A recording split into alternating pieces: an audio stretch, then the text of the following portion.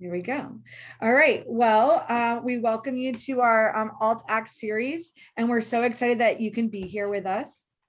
Kind of before we dive into your work at NIJ, can you kind of just talk us through what led you to the field of corrections and reentry, and kind of how you came to this space and to this research space? Sure, and thanks for having me. And please do feel free to ask me anything today or after today's conversation. I'm happy. Shannon has my email address, so feel free to follow up with me. So my path to corrections is kind of, I think for me, an interesting one. Before I start, I'm getting over a cold, so if I sound really terrible, I'm sorry.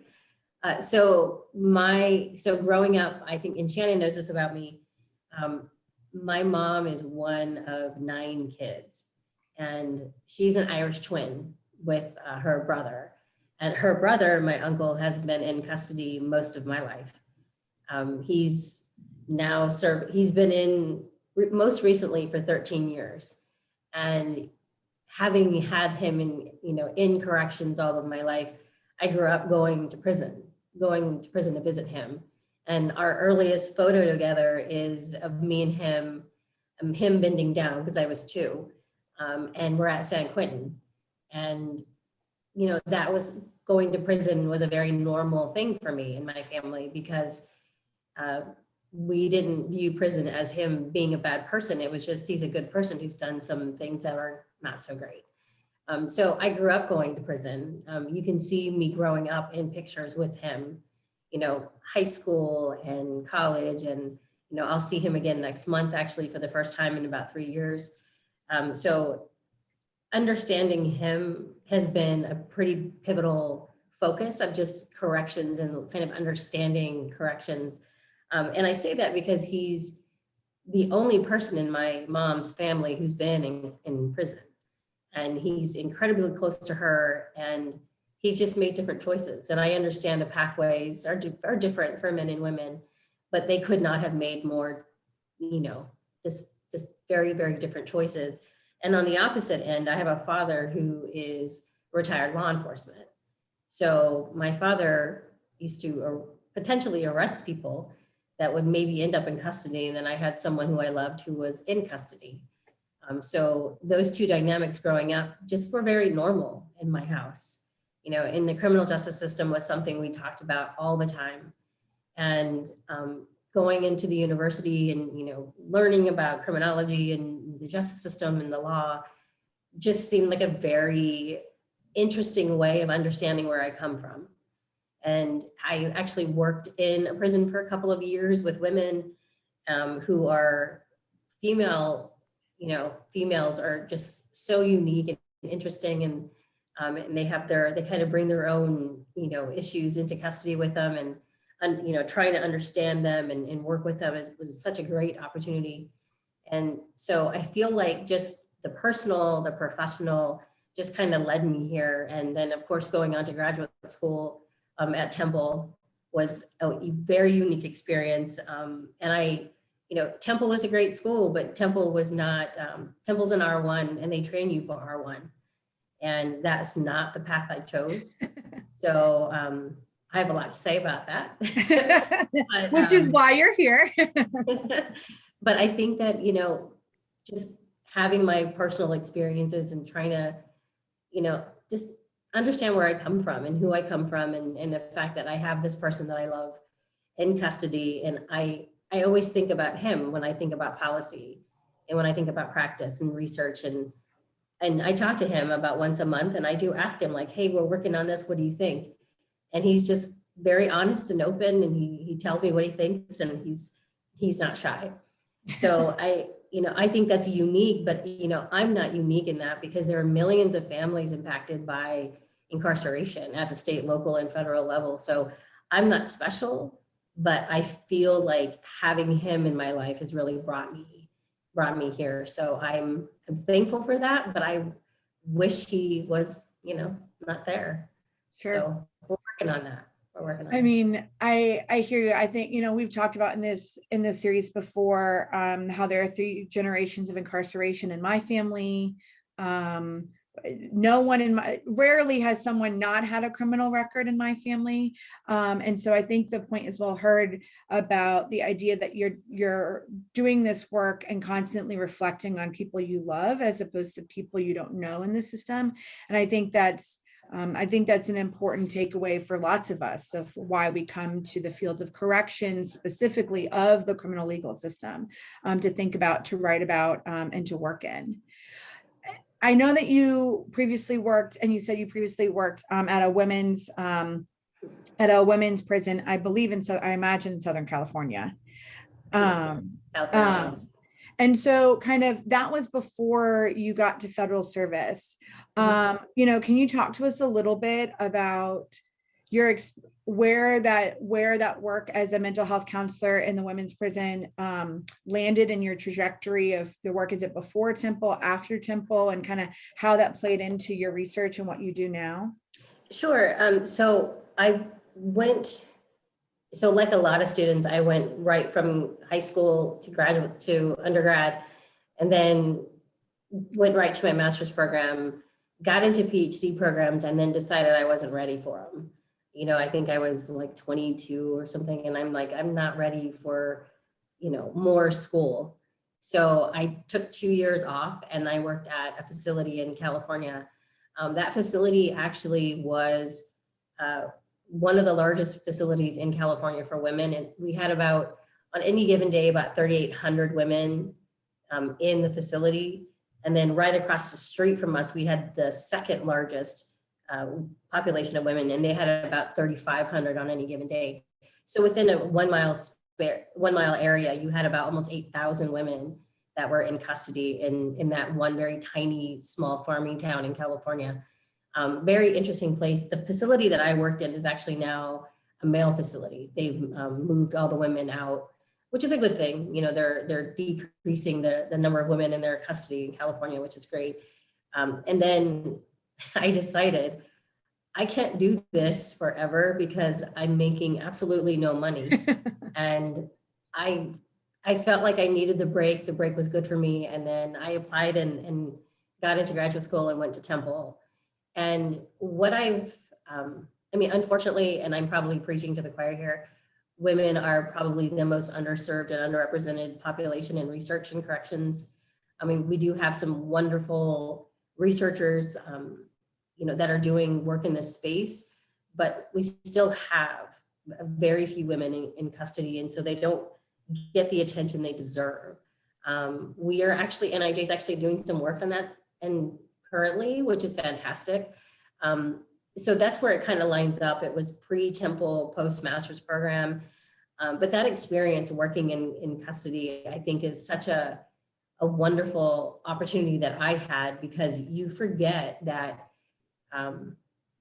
the lesson that you learn walking into a facility every day is just, they're not coming to save you if something goes by. If something pops off and these inmates get into a riot or something, no one's coming for you. And you kind of learn to take your life a little, like you take for granted so much of the things that you get to do and the freedoms. And being there after Mother's Day is hard, and being there during Christmas is hard. And, seeing them struggle with their addictions and their family issues, and, not being able to take care of their children and those types of things. And so, I think those lessons you kind of carry with you, because you understand when we do research, whether or not this stuff really matters, whether or not the policies that we're trying to impact matter, the practices, because these people they're not just numbers and, data in a spreadsheet, they're people and they matter. And I think that's kind of the perspective I've tried to take when I was at Temple and now at NIJ. It's just, these aren't unknown to me, having my family in custody, having worked with these women for a couple of years. They're people and they need to be taken care of. And so if I can help, in some way, a small way even, then that's kind of what I take with me when I do my job. Totally. And as you're talking, it makes me think too about the work that NIJ has done about safety, health, and wellness of police officers, but also the focus on correctional officers as well. So thinking about, as someone who used to work in a facility, then thinking about the safety, health, and wellness of staff in those facilities as part of the research agenda at one point in time at NIJ. I think that's really thoughtful too. So we go to Temple in your trajectory and we start thinking about these things and we start researching about them. And then at some point you make the distinct decision to go, not to stay into a university, traditional academia, but instead to move away from the university space. Can you talk to us? I know separately that you had a pretty good experience at Temple and support moving to a non-university space. But can you talk to us a little bit about that decision making and kind of what led you outside of university and then specifically to federal service? Sure. So when I got to Temple, I knew immediately I didn't want to do academia. Like it wasn't even a question. And it wasn't something that kind of came to me later. Like it was like day one. I knew two things. I knew one, I wasn't done learning, which is why I wanted to do the PhD. And then the second thing was, I don't want to teach. I don't want to be a researcher. I don't want to live off soft money and worry about, funding the salaries of other folks who have families and responsibilities.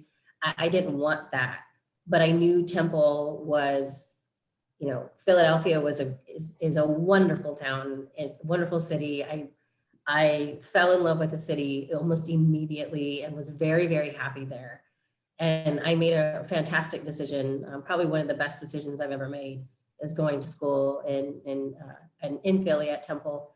And I knew from day one that this wasn't what I wanted, but I knew I wanted to learn from the best, and I wanted to learn how to do research, and I wanted to learn how to answer questions and do all the statistics and everything else behind it, but I wanted to apply it in a different way. So my mentor, my dissertation chair, actually, I think within my first month at Temple, we sat down and we mapped out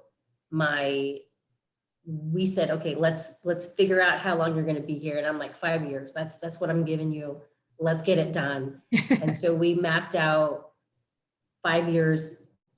We started from the 5-year graduation point and then worked backward. Here's when you need to have your prospectus done. Here's when you need to defend. Here's when you need to take your comps, your coursework, and get everything done. And we worked backward so that I could get myself out on time, which I think not a lot of graduate programs do, because they have money and it's fluid and they're flush and they want to, we need students to do the work, and that's great. But I wanted out because I knew this needed to be a terminal experience. I needed to get out. And my mentor he's absolutely brilliant, one of the best in the field, recently retired. And he said to me, I'm an academic, this is what I do, but I know what you want to do. So let me help you get there. And so he helped me, look at different research, shops, different research tanks, think tanks and policy places, and just, here's what your options are, talk me through that. We never talked about, doing research for a Department of Corrections. Like we never talked about that, because I don't think for him that was something he thought of. So looking back, that may have been a great choice, but I never even thought about it because I didn't know, what I didn't know, and he didn't know. But we just, we mapped it out. And I think in Temple's history, I want to say I was one of the first that did not leave with an R1 assignment. And he was just like, I don't really know what to do with you, but we're going to figure this out. We're going to give it a go and we'll figure it out. And since I've left, there's been quite a few students who have left and have gone to think tanks and in different places. So I may have been the first. I don't know, but I think I might have been. But hopefully they don't think that it was lost on me. I think I've done pretty well. I think I've done pretty well. But it's just, I knew from the beginning I didn't want to do it, and I appreciate my friends and colleagues who are professors, and I see the hustle, but I just was not interested. Never interested. Okay. I mean, I definitely appreciate that. I think, I know you've always spoke about how supportive Temple has been, and I think trailblazing is like in your blood, so it makes sense why you would be one of the first. But what it sounds a little bit like was two things. One is that you knew that you wanted to go in an alt academic route immediately, that traditional university wasn't for you. And two, you were pretty transparent about that up front. And so I wonder, for students who are still on the fence up until perhaps they're on the market, right? And they're playing both markets, which I think in a 2021 world is perhaps the way to go in some respects. But what would you say for students who aren't sure about they're not so concrete and with such confidence about the ways in which they want to go like you were? Is it important, do you think, to be transparent in the beginning, or to kind of hold out on that, or do you have any thoughts about how to navigate that for students who are maybe not as sure, or who are sure, and is transparency need to be part of the process? I mean, I think it's really about the person that you're working with and how honest you can be with them. And I would hope that for graduate students working with their mentors and their dissertation chairs, that they have that relationship where they can say, look, I don't know what I want to do, but can we have an honest conversation, or can you direct me to someone who I can? I think honesty is probably the best policy, because if they don't know, they should be willing to help you, and they can't help you if they don't know. Sure. And I think one of the things that I recognize, at least at Temple, is when we went to conferences, we only went to the academic conferences, the APAMs and the APPA. We didn't go to APPA, and we didn't go to ACA. I didn't even know about, the American Correctional Association, because it wasn't something that we did. We went to ASC, we went to ACJS, and that's totally fine. But as you know, Shannon, when you go to the more practitioner-oriented conferences, you get a really different perspective on how the work translates into practice and policy, and how what you do, doing your blood, sweat, and tears in graduate school, like how that stuff matters and translates into the real world. So I think for students who aren't sure, and who maybe don't want to be so transparent, ask if you can use some of your money to go to practitioner conference. I want to go to ASC, but can I also go here? I think that would be interesting.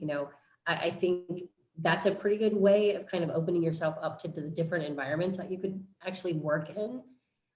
So I would hope that students have the ability to be honest, but if they can't, I would say, try to get yourselves into the position where you can go to other kinds of meetings, and so you can see what your opportunities are, because it's a whole different world at ACA. It's not ASC, let me tell you.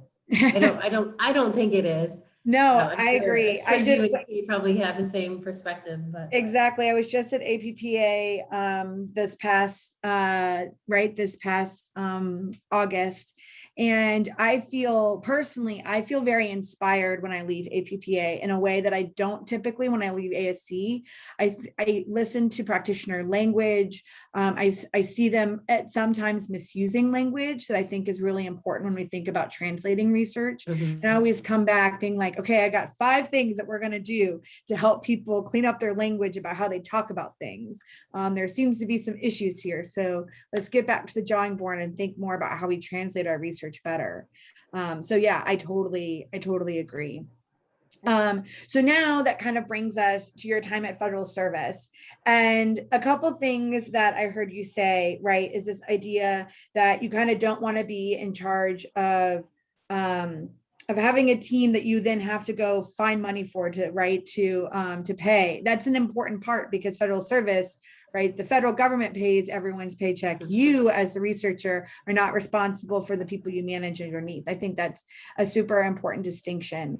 But then as I know, and as you've kind of alluded to here, the metrics of what you're doing is a little bit different, right? So as I know, I think you wear like an insane amount of hats at NIJ, one of which is thinking about federal legislation implementation, which I saw you do personally, setting the research agenda hat, project management hat. So can you talk us through at a high level, all of the different things and how flexible your job really is and all the kind of different types of projects that you work on. Sure. So I'm currently, Shannon mentioned my title at the onset. And so I'm actually in the director's office at NIJ. So I report directly to the director. We actually don't have a formally nominated director yet. We should perhaps have one in the coming months.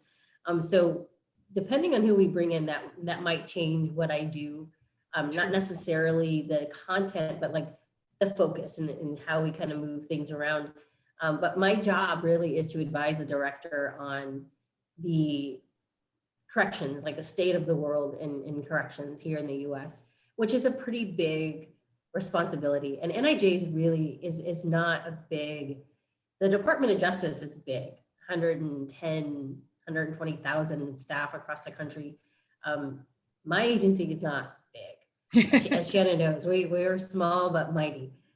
So not a lot of us, but so my job, as Shannon mentioned, one of the core things that I do right now is the previous administration passed a criminal justice reform piece of legislation in December of 2018. And it's for, the Federal Bureau of Prisons only, but a lot of states are kind of catching on in terms of what the feds are doing with justice reform. And what they're doing is allowing the individuals that are currently incarcerated in BOP to actually earn time credit and get out of custody early. And that has shifted a lot with COVID because, as you know, prisons aren't meant to keep people out. They're meant to keep them in and keep a lot of people in at the same time. So with the FSA passage, we also now ran into COVID. So we have this really interesting implementation of the statute that we're going to kind of see down the line, what COVID actually meant to the implementation. So right now, one of my core responsibilities is managing the day-to-day of the implementation from NIJ's perspective. This is being run out of the Attorney General's office over at Main Justice. But as Shannon knows, like NIJ played a really big part in just developing a risk assessment tool for the Federal Bureau of Prisons. And Shannon was kind enough to help us kind of write things up and be part of the kind of global team that got together with the AG before they left office, which was pretty exciting. And, it's really interesting work. I think again, having the perspective, having worked in corrections, these risk assessment scores aren't just scores. I mean, they could potentially allow someone to get out of prison early. So my job is to make sure that the risk assessment system actually works. And that it's predicting recidivism reliably and without bias across all of our groups. So that's really one of the things I spend the most of my time doing right now, because as you all know, we have a new administration. And as Shannon knows, when a new administration comes, you have new staff come in and you have to kind of train them up on what the department is doing right now. Because if they've just been prosecuting cases in LA and now they're being sent to Washington, they need to learn everything that we're doing. And it's a pretty steep learning curve. So part of my job is to kind of let them know what we're doing, where we are. And it's tough because, we're talking with lawyers all the time. I mean, the department is the largest law firm in the country. And I'm not a lawyer, so I don't speak lawyer. I don't speak those terms. So explaining, AUCs and statistics to them has been a pretty consistent part of my job. I also manage a lot of projects that focus on corrections and offender reentry. We all know, with corrections, reentry is supposed to start on day one. That may not happen in a lot of DOCs, but that's pretty ideal. But one of my main responsibilities is figuring out what are the types of programs that work and who do they work for, because we want to actually sell good ideas to DOCs and tell them what works and what doesn't. And DOCs spend a lot of money incarcerating people, but they don't necessarily spend that kind of money on programming. Sure. So if you have limited resources, how should you spend it? So that's a really big part of what I do as well, is just kind of managing the work. And as Shannon mentioned, I don't actually, I help decide with the director, of course, the director has the final say, but we have a say about what's important in the field right now. You know, I talk to my colleagues who are working in corrections and ask them, you know, what needs do you have right now? And how can we better, you know, how can we assist you to do your job? And so if that research comes across our desk, you know, that's the stuff that we really want to support. So we do have a say in setting that agenda and letting people know that this is what's important to the country. This is what's important to the DOCs and to the Attorney General. And I think Shannon knows this as well. Several years ago with the, under the Obama administration, there was a really huge focus on restrictive housing. Mm-hmm. So we spent a lot of time focusing on restrictive housing and, you know, looking at policies and practices and what does it look like across the country. You know, we did a lot of work in that space. That work is actually finishing up now. So again, there it is. There it is. So we'll see, you know what, so you'll see those things happen when there's a big focus on corrections, you know, at the national level, then it comes over to the feds, then, you know, we'll pick it up and run with it. And you all know research takes time, so it may not happen in this administration, but perhaps it gets done soon. So that's another big part of my job. And another big part of the job actually is working with the people that we fund and making sure that their work is getting done. And every single project under my care right now is now just starting to get back on track post-COVID. Sure. So most of our research that takes between 3 and 5 years has been delayed for about 18 months, you know, and that's, it gives us a pretty interesting pre-post design that we weren't actually wanting, but, you know, there it is. We get to test, you know, some of those effects of COVID, and we'll get to find some interesting results, I'm sure, but, you know, making sure that my teams have the support they need to do their jobs.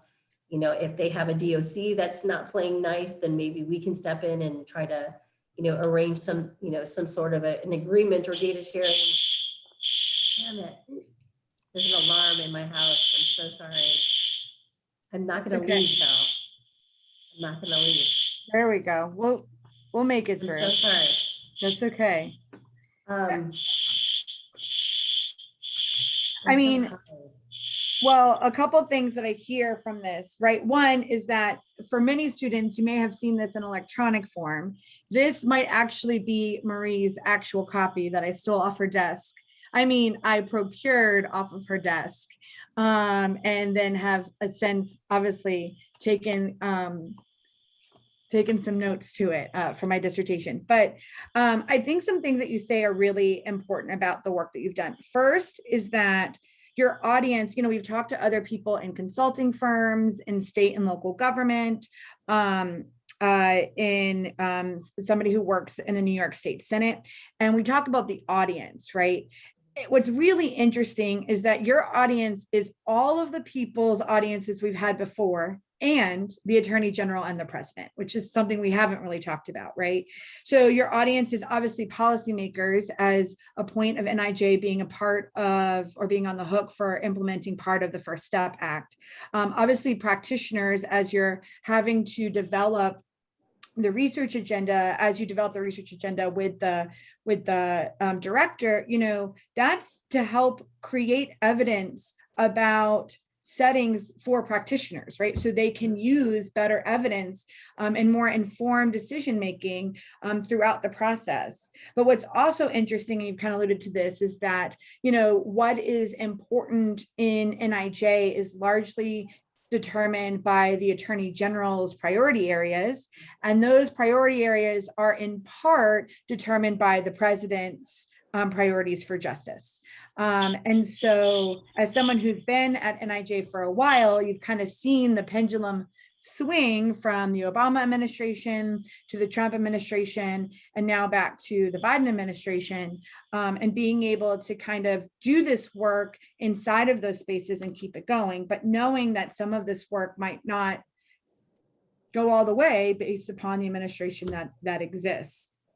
So I think, you know, thinking about the audience and federal service and how it is dependent on the administration, I think is important to distinguishing federal service from as a unique place than other than other places.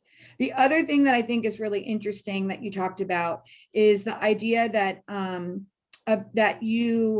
the agenda setting. And I know what agenda setting is, having been part of the process, but can you talk to people, because it's a large part of NIJ's, I feel like one of the core components of NIJ. And so can you talk to us a little bit about what the process at a high level kind of looks like to set the research agenda for the country?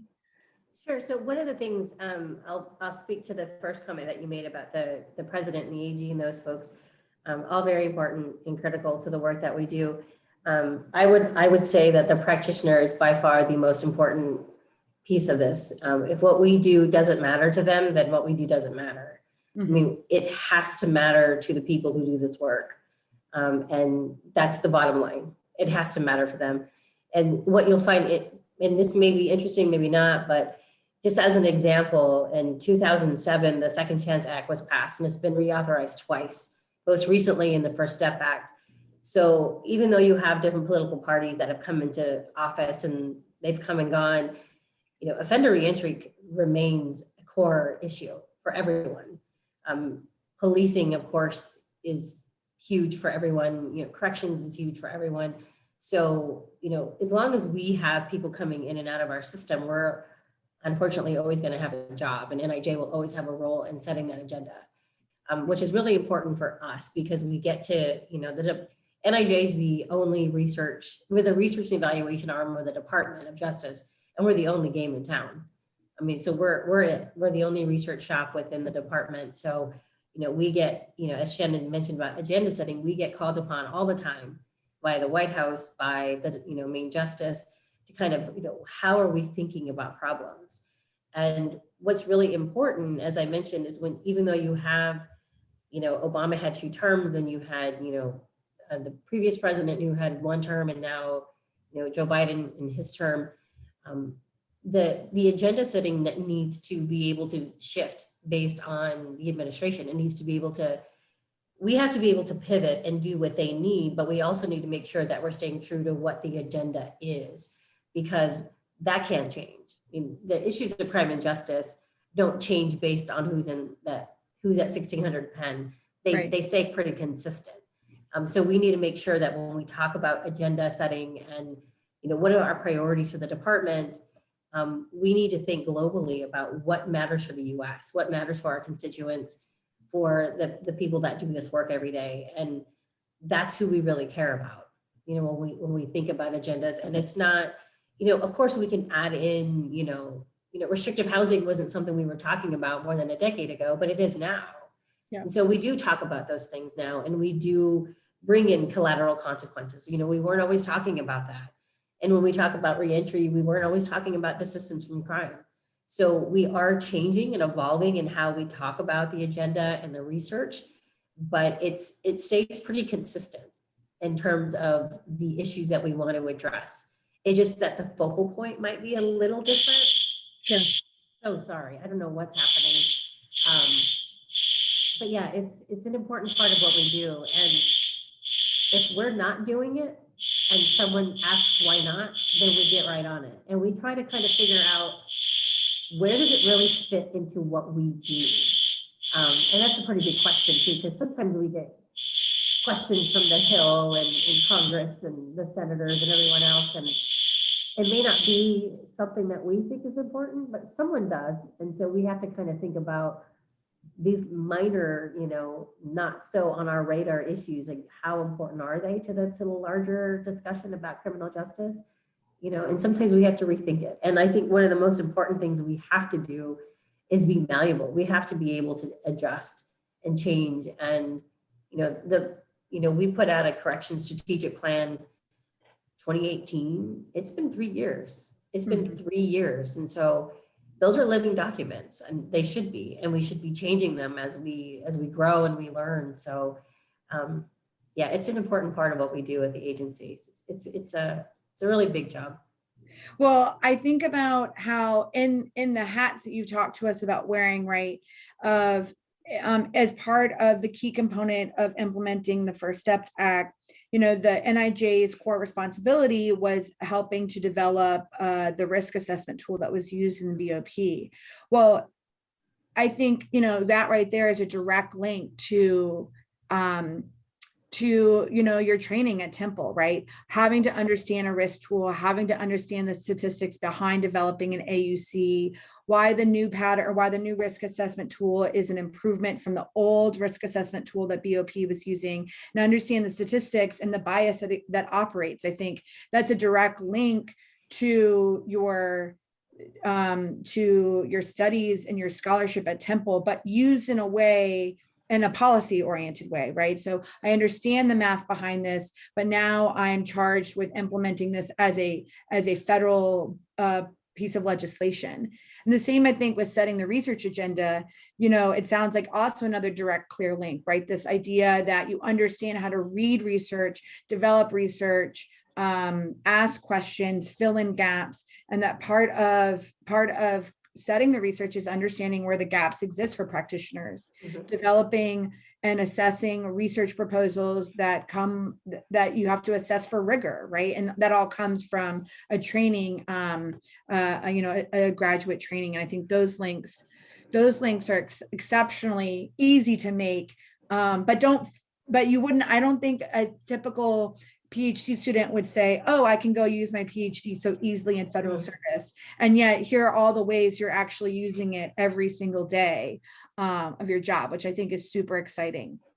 I know that you've taken a detail outside of NIJ, and I think the detail is really cool personally. But I think it's a really interesting part of federal service that you can do details. So can you talk to us about what a detail is, what it looks like, and then what yours was specifically? Sure. So there are a diverse set of reasons of why you can get a detail and how you can get a detail. I received my opportunity because I was part of the department's leadership program. And so part of the requirement of the program was to complete a detail. And typically the detail is outside of your component. I had initially, so the detail really is anywhere from 3 to 6 months.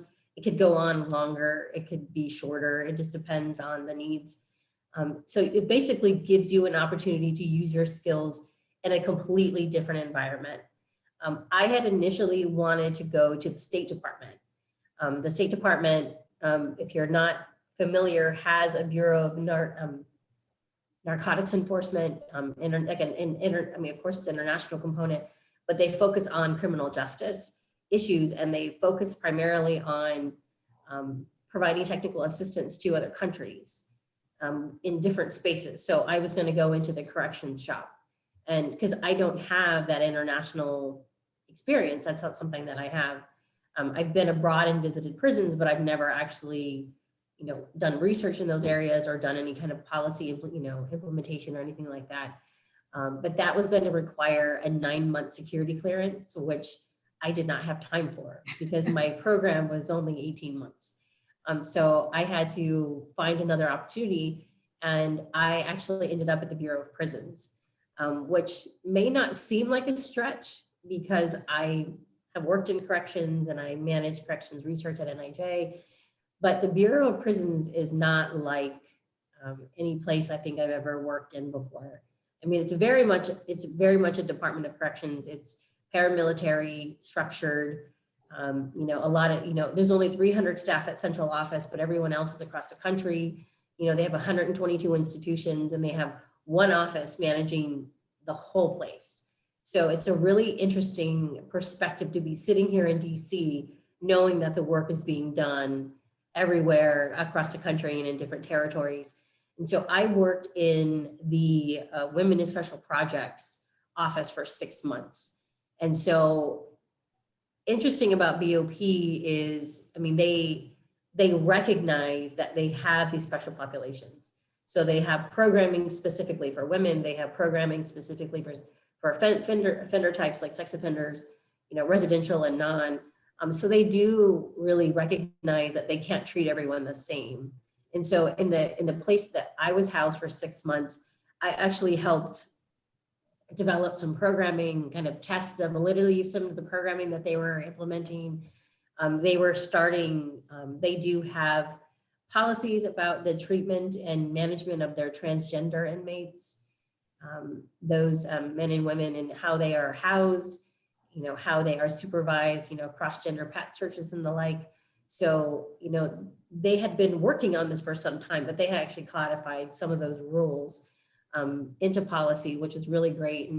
And I got to actually meet with a lot of their men and women who were transgender and discuss their treatment and how they would like to be treated as, as their while they're in BOP custody. And so I was able to kind of work with them, working with the psych office in the medical office in terms of making decisions for these particular inmates, and for their term of confinement. So it was really interesting to have that perspective. When I was working at my institution, we absolutely had inmates who were trans, but they weren't self-identifying. We didn't have policy. We've come a long way in this regard. Maybe not as far as we should be, but we've definitely come a ways in that space. So, working with the BOP was really interesting, at least for me. Now working with the First Step Act, the First Step Act directly impacts the Bureau of Prisons. And so because I had those 6 months with them, I was able to build the relationships that I need now to help our relationship as we implement the statute. And just to be clear, I'm not the only person working on FSA. There's dozens of us across the department, but for NIJ, those relationships that I helped build on my detail really helped me with the work that I'm doing right now. And so the details really meant to stretch, to help you grow, to do things that are really uncomfortable. And talking to wardens, I remember one particular story that I'll share. I had, the BOP has a reception center in Texas. Mm-hmm. And I received a phone call one day, and the person running the center said to me, Dr. Garcia, I'm at a male reception center. I have one of my people he has breasts. What do I do with him? And I'm like, what do you mean? What do you do with him? And he's like, well, where do I house him? Where do I put him with the women? Do I put him with the men? And then my piece of advice was, did you ask? Did you ask where they would feel most safe? And yeah, I'll do that. And so it went, asked the question, figured it out, everything went fine. But, it was, kind of having those engagements with staff and having them call central office and say, I'm having a problem with this particular policy or this inmate. How do you want me to address it? And being a resource for them was a really fun opportunity for me. I thought it was great. And I actually got to go to a few facilities and visit some of their women and some of their men. So it was really fun. So, that's one of the opportunities, coming into federal service, is having that opportunity potentially to do a detail. And you don't have to leave the office. You can actually go to another floor and do something completely different, but you have that opportunity, and there's lots of them. So it's amazing how we don't have time for them, but you're on them, they're a lot of fun. I think when I learned that you had done the BOP detail, I thought it was amazing. I thought you were doing it, you did that detail, I think at this point in time, probably 5 or 6, 7. 4 years ago. 4 years. I was thinking a little bit later, but I think that even the ability to have frank conversations about trans people who are incarcerated 4 years ago is amazing. And then to think about how research and how we're also thinking about what gets researched, who gets researched, the development of evidence for whom, for what populations, I think all of those things matter. And I think being able to see, having direct experience with women, having direct experience with folks that are trans who are incarcerated, right? Like all of that matters to developing a research agenda, thinking through something like a risk assessment score and thinking about subpopulations, right? It's fascinating the ways in which research finds itself in federal service, but maybe isn't so obvious, right, to the to folks who haven't really seen it before. But given that, is there space in federal service to do original research or conduct original research, or how can you develop and create research and evidence from other aspects of your agency? You know, there's absolutely space for it. I think it has to be something that you're passionate about and that you really want to do. At NIJ, when I first arrived, we didn't have an IRB within the Office of Justice Programs where NIJ is housed. We have one now. So when staff want to, conduct a research project, collect original data, or even analyze secondary data, we have that opportunity. We have an in-house IRB that meet every month on the third Wednesday. They're here at our disposal, and they were developed because of the need that staff had. And it's not just NIJ, it's BJS, BJA, there are other scientists within our office. So there's absolutely an opportunity. And when you consider the fact that, at least at NIJ, every piece of data that's collected on any of our projects belongs to NIJ. It belongs to not just us, but the public. Correct. So everything that we collect in terms of data, interviews, any kind of, even in, geographic information, all of that information has to be returned to NIJ. And all of those data are actually archived. Now, of course, there are issues with the archiving in terms of, making sure it's not sensitive and it's de-identified and everything else. I mean, we all kind of know those rules with the IRBs, but all of that data is ours, and it's housed, at Michigan, and we have access to it. I mean, just like everyone else in the public. So if you want to collect data, if you want to, analyze someone else's data, I mean, that's perfectly reasonable. Something that staff do a lot is work very closely with the PIs and their research teams, and they write papers together, because the PI might have, all of the data, but staff like myself have the insight too, because we're kind of there from day one. So you see a lot of publications that come out between staff and PIs. So it really just depends on what you want to do. One of the things, of course, that we're encouraged to do is write for the NIJ Journal. Yep. We write for the American, the ACA and Corrections Today. I think I have an article coming out next month, actually, or this month, I think. Police Chief Weekly. I mean, we want to get what we do out into the public space. And if that means doing research or analyzing, someone else's data, or just putting together a thought piece, I mean, that's great too. So we have a lot of opportunities to do research. And again, it's really based on the person and if that's what they want to do. Totally. I mean, I think it's interesting to hear too, right, that at least in my personal experience, will not speak for anyone else in this call, that there is a perception from some of the faculty that I work with that once you leave a university space, writing isn't prioritized and writing isn't part of the job. And I can't emphasize enough how that's not true.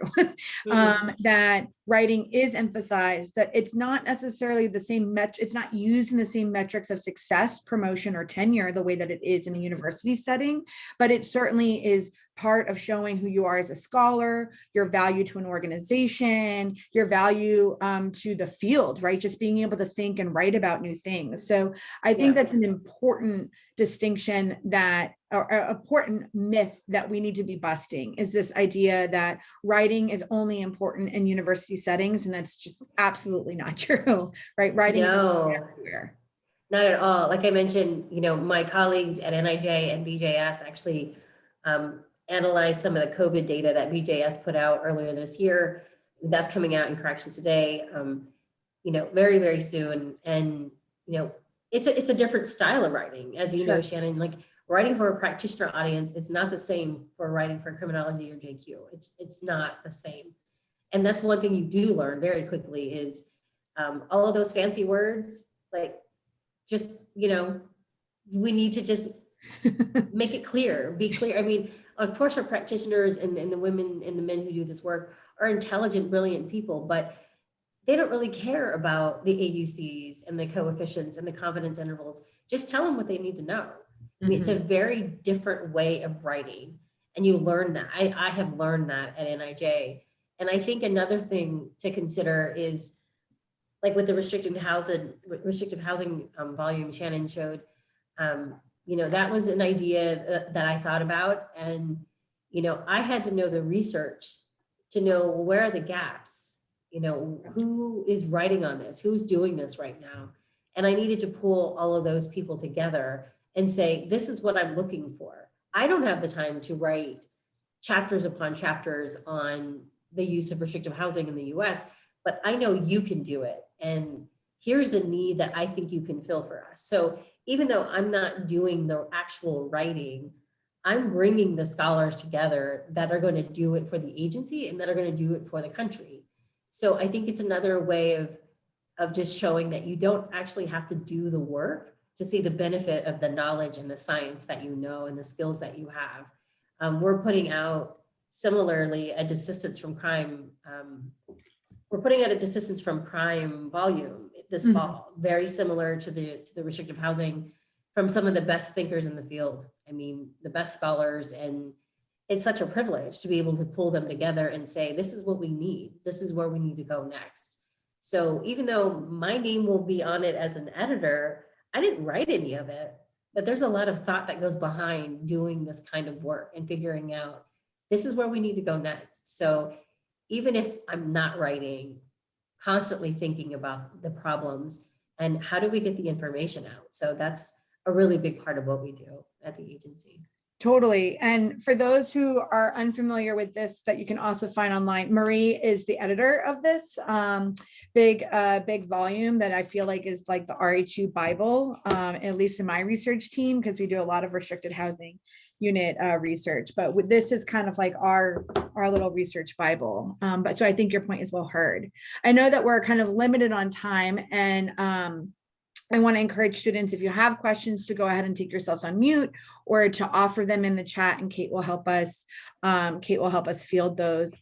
But just kind of quickly, we've talked about the process of moving into industry spaces and kind of what it looks like for folks to find those jobs and then hire in. Can you give us kind of a brief overview of what it looks like to go get a job in federal service? Yeah, so I can tell you my experience and then how that's changed. So I graduated Temple in May. I applied for my job in January, February of that year, got the interview, actually got my job in March, and they held it for me until June. Oh, wow. Because I said, I do not want to leave Philadelphia without that PhD in hand. Please don't make me come, because I was afraid that I wouldn't finish. Honestly, I know that stress. it's a very real stress. And I felt like I don't want to do that. I just want to finish. And so they were able to hold the job because they were actually hiring other folks as well. So I wasn't the only person. So it was okay to hold on to the job. I graduated on the 22nd in May. I started work on the 8th of June. So I had little to no time between moving my life from Philly to DC and, finding housing and everything else and getting used to the city. And so I had very little time, but DC's wonderful. So I highly encourage the District of Columbia for life. It's great here. So now the federal government actually has an 80-day rule where from the time you put out the job to hiring, you're supposed to do that in 80 days. That doesn't happen. It doesn't happen regularly. I mean, that's really hard to do, actually. And right now, with having a new administration, most new administrations come in and they put a hiring freeze across the government. So there was literally no movement in jobs from January 20 until I'd say about June, actually, because they just kind of, the previous administration got rid of a lot of positions. And then this one had to come in and reassess and figure out where do we need to fill in the gaps? Who needs what? And, which branch, which department? So it's a little bit trickier, I think, right now because of the new administration.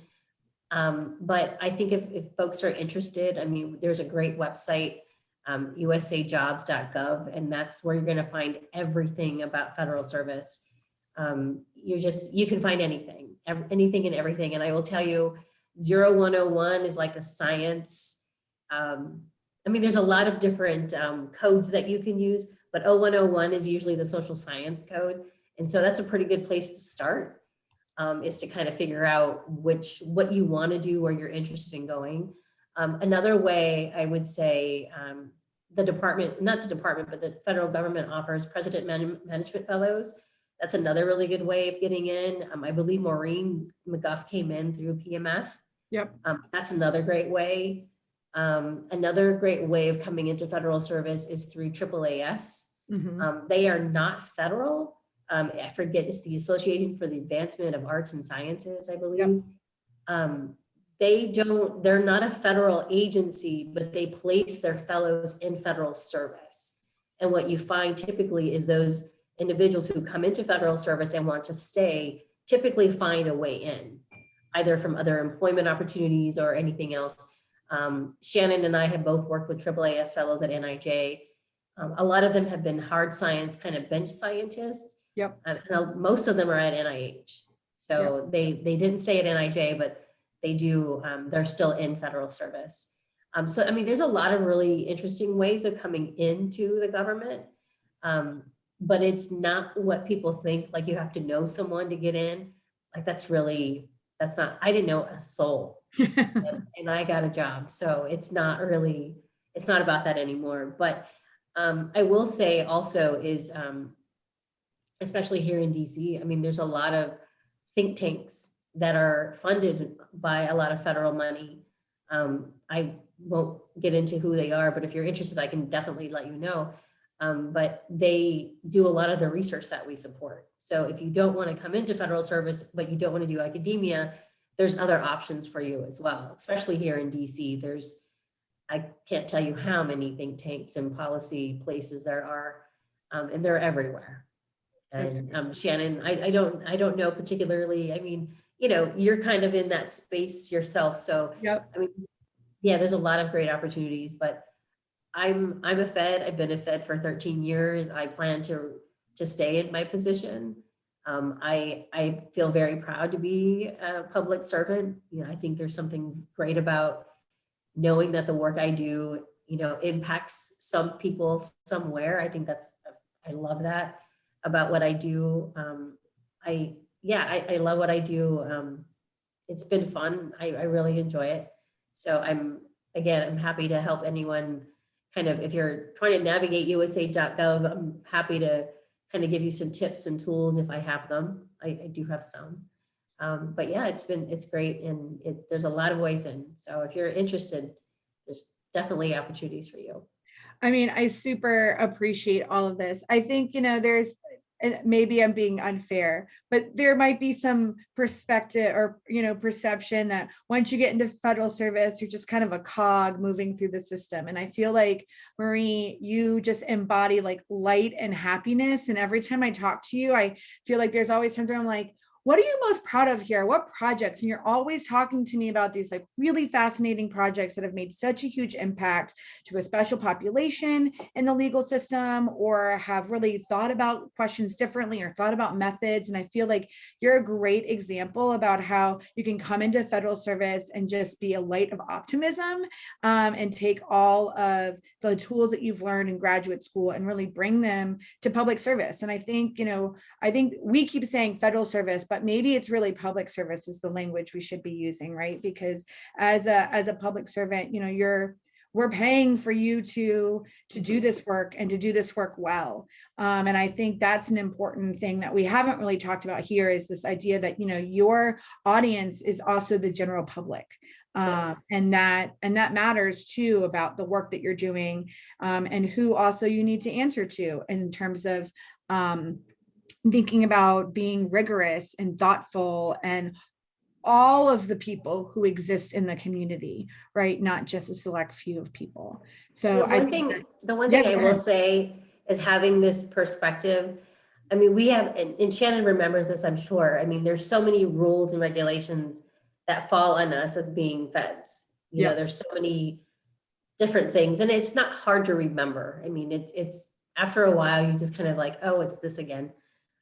But you having this position, you learn a lot about how the government works. And it's not just the Department of Justice, but you figure out how government works. Yeah. And that's not, I mean, you learn it in school, right? In civics and, political science class, but to actually see it happen is, to see a draft piece of legislation a year ago and then see it come to fruition and how that all works and what part you might have played in that. Like, it's fascinating that you just get to understand, just you have this view that you wouldn't have otherwise. And it's fascinating to understand, like, oh, that's how this gets done. That's interesting. It's like do you remember in grade school, the guy that was like the bill that becomes a law, the little sing-along dance, the Schoolhouse Rock. And I feel like working in NIJ, I felt like I was watching Schoolhouse Rock in real time, right? Especially with the First Step Act, of watching it go through Congress and then be signed and then be implemented. I think it certainly makes a lot of sense. And you understand research so much more. I mean, when you see the budgets that come across your desk and you're just like, oh my God, this is insane. But now I'm like, oh, there's no way they're going to get this done for this much money. I mean, your perspective changes because you understand, universities have to pay rent and they have to pay electricity and they have to pay all this overhead and indirects and what that really means. As a student, you don't understand that. You just know you get paid, but you don't know what's being paid for by that grant. And so being the person that helps to kind of put that money out, we get to see how it's all made and how it gets done and how difficult it really is to measure human behavior. Yeah. You get to see it firsthand, and that's what makes it great, not having to do it, because I know how hard it is. So it's kind of nice being on this side of things, but you get to see things from a very intimate perspective, and it's really, really interesting. Totally. Well, I want to be thoughtful of your time and make sure that if there are any student questions that they can ask them now. I don't see anyone taking themselves off of mute. So I see a question from Katrina. Oh yeah, please. It says, aside from learning the ins and outs, so I've never worked in a think tank. So my perspective on a think tank is limited to what I've learned from them and working with them over the last decade or so. And as I mentioned, like, we get to set the agenda, we get to decide what gets funded and what doesn't. And the folks in the think tanks actually have to compete for our money. If they don't have an endowment, and some larger think tanks do, and they don't have to worry about hustle and trying to get money. But for the most part, the think tanks rely on soft money, which is what we give out.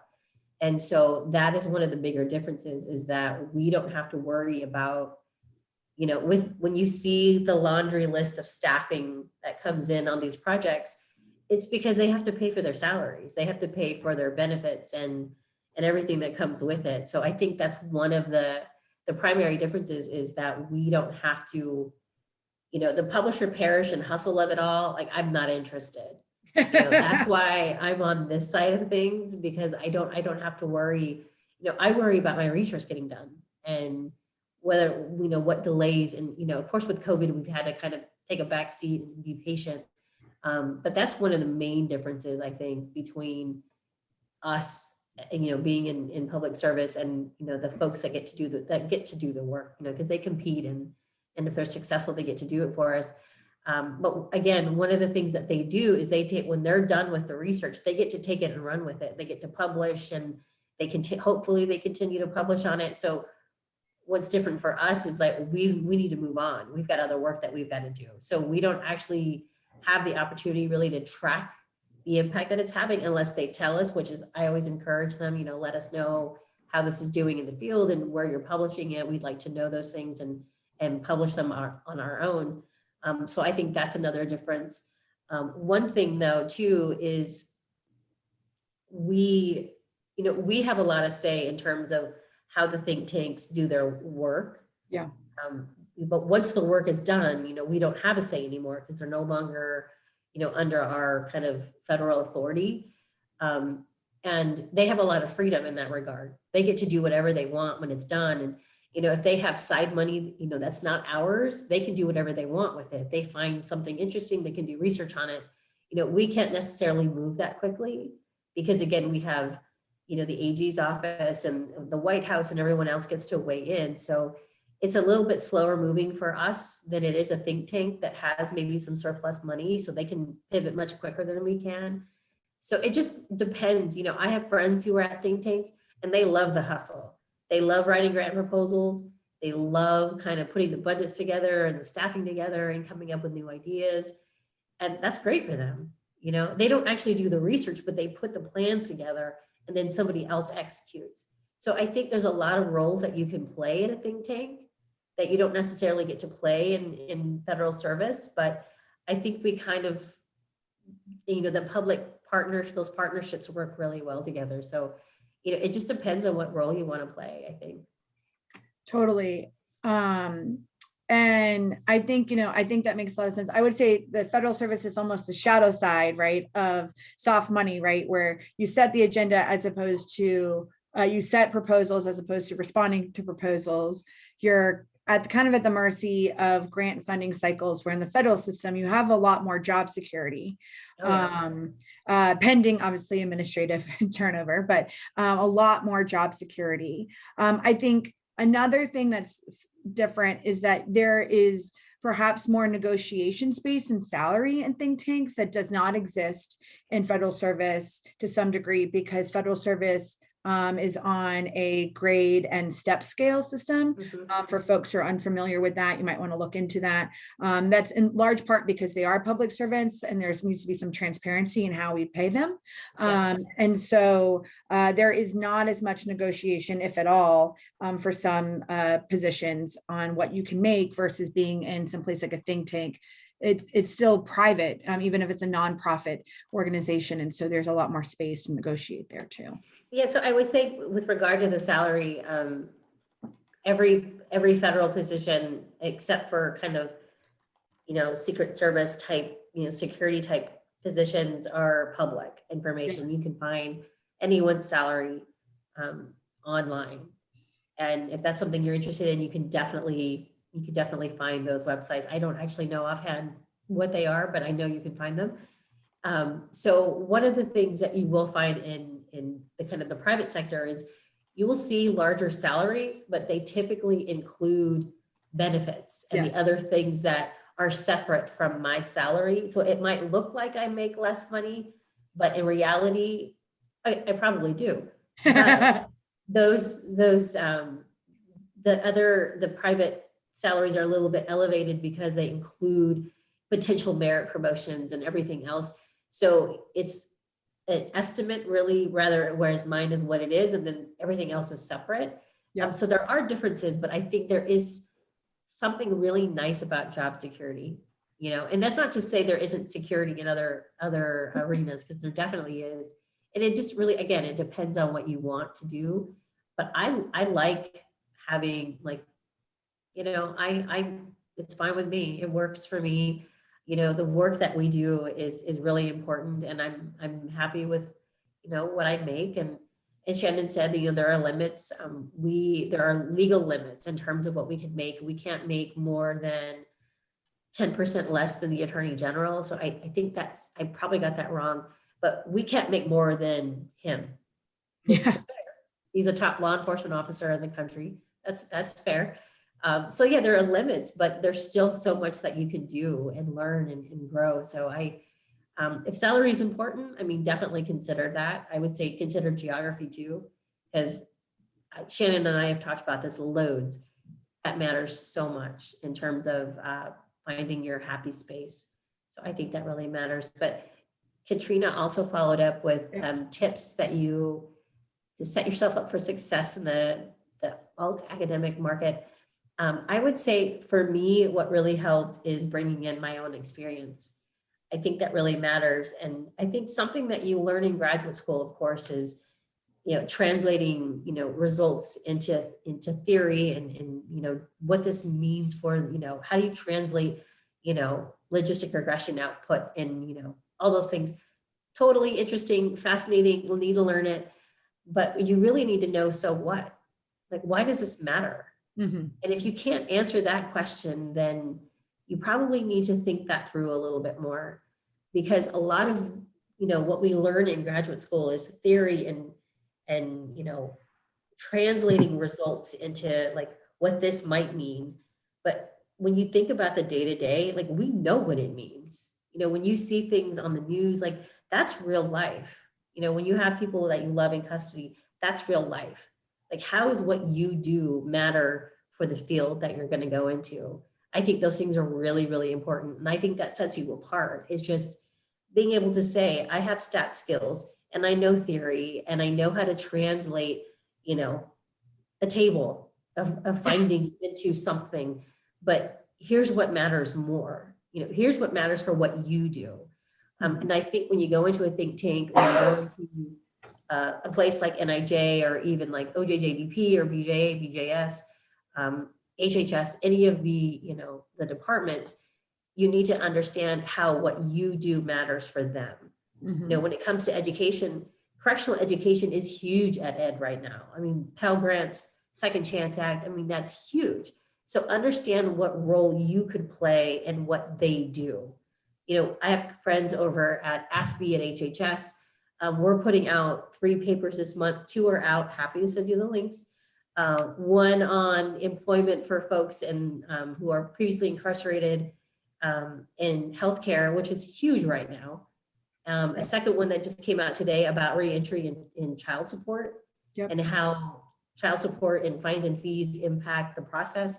Yes. That just came out today. We have a third one coming out next week about the human support process and probation and parole. And this is coming out of HHS. Like, they helped me kind of put these papers together. So everyone is doing criminal justice, labor, Small Business Association, VA, every criminal justice touches every department in the federal government. So just really understand what you do and where you want to go, and how what you do matters, what matters, and what skills you bring, because we all have PhDs, we're all getting PhDs, but like, set yourself apart, because that really, really matters. And I think that really helped me when I came on board, is just, here's what I know, here's where I've been, and this is what I want to do. And this is why it matters. And I think that really helped. I hope that's helped. I hope that's helpful. I think that's probably. I mean, I couldn't agree more. And I think Kate would agree here too, is the ability to say, I'm thinking about, working with a county probation department, I think at JSP versus the state versus a federal entity, all of these things of saying, okay, I've done this evaluation for you, and then pulling out the thing, this is what matters to you at the local level. This is what would matter to you at a state level. This is what it matters to you as at a federal level, like being able to understand that and kind of let go of the noise to hone in on your audience and what they need, and then using that noise for other things. Like, you can use the noise to go write about it separately, right? Yeah.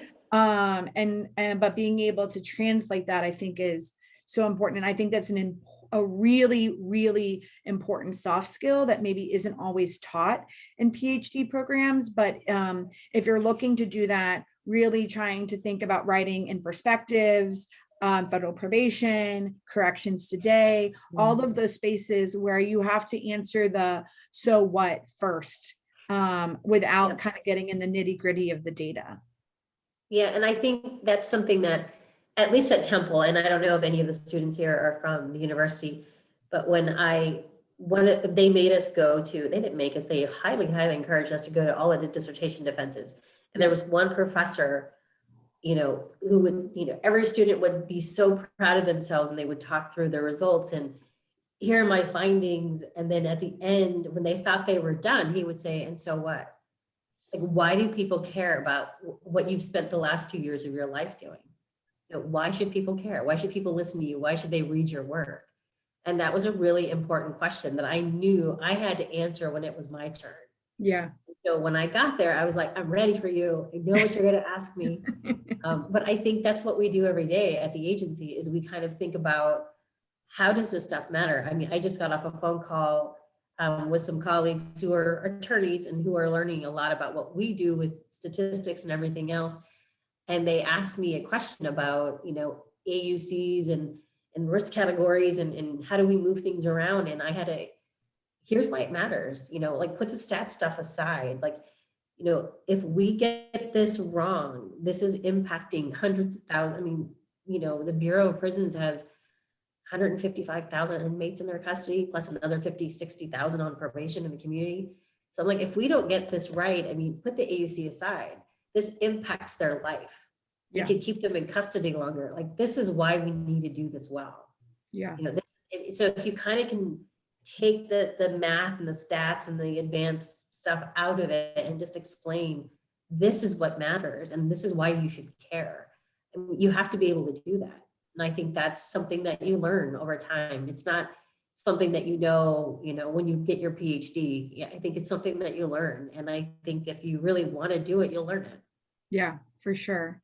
Well, again, thank you so much, Marie. Also, we'd love, love, love for you to send us any of the things that you're recently publishing. I'd personally love to read it. I'm sure other people would love to read it. I think, again, it's just a testament to how flexible I think the PhD is as a public servant and in federal service, and what it means to use your degree. It means implementing federal legislation. It means setting a research agenda. It means thinking about what practitioners need and how we can help build them evidence to make more informed decisions, to implement better and more rigorous programming that really impacts populations positively. So I think, I think your chat with us today is so important to say, like, here's another space that you can use it. It's super flexible, malleable. You have kind of the autonomy to kind of make it what you want. And there's also opportunities inside of it to maybe be a more traditional researcher in the sense of doing details, conducting original research, writing in different networks. I think all of that exists. And I think this is a great example of like myth busting to the extreme, that there's this idea that all of this only happens in a university setting. And what you're suggesting, I think, is like this also happens in a different space, including federal service. And I think I think the one thing that I'll say is, and I know, Shannon, you've been a part of many of these meetings, whenever we have gatherings to talk about a topic or anything that's going on in the system right now, we bring practitioners to the table. And then we sprinkle in some academics and, researchers and think tank folks, because we know their research matters, but we know what's more important is how it's going to be used. Mm-hmm. So I think with the work that we do, we try to really infuse, that researcher practitioner relationship so that it works well. And I can't tell you how many times over the years I've worked at NIJ where we've built those relationships during meetings because, oh, I didn't know you were interested in this and I'm doing this. Can we work together? I mean, it's a great thing to see is when you have these two worlds kind of working together. And again, I think it just adds, if you're a researcher and this is the path for you, then, by all means, I think you should do it. But just remember the folks that you're researching, like they're real people and there are real people who are doing the work with them every day. So just don't forget them, because we don't forget them. They're our primary audience. So if research is for you, fantastic. But just make sure that you remember that the practitioner matters so much with what you do. And my agency is here to help. I'm here to help. So my information is online. You can find it online. Yep. I'm happy to share it. Shannon, please feel free if anyone's interested. Yeah. But I'm thrilled that you asked me to be here, and it's so nice to see you.